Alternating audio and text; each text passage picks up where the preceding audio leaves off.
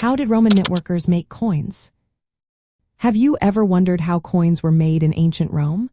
The process was fascinating and involved a lot of teamwork and skill. Roman mint workers played a vital role in producing currency that shaped the economy of the empire. Let's break down how these workers created coins step by step. First, the journey began with the metal.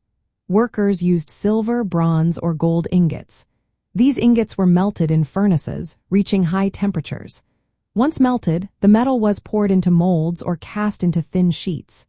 After cooling, these sheets were hammered or cut into rough blanks. These blanks were then trimmed into circular pieces called flans, which had to meet specific weight standards. For higher-value coins, like the denarius, the flans were often reheated. This softening made it easier to strike the designs onto the coins.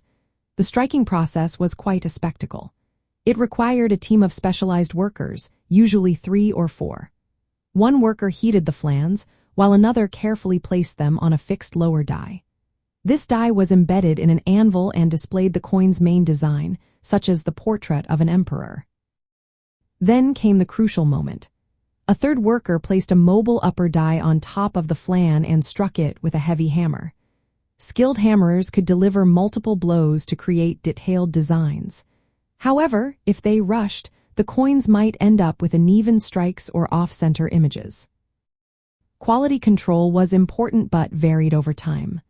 During stable periods, coins were consistent in weight and design. However, during economic crises, workers sometimes had to rush, leading to coins with clipped edges or irregular shapes. The denarius, introduced around 211 years before the Common Era, was a prime example of this process. It required precise silver purity, usually between 95 and 98%. The designs on these coins reflected the authority of the emperor and were carefully engraved. As time went on, economic challenges led to changes in coin production.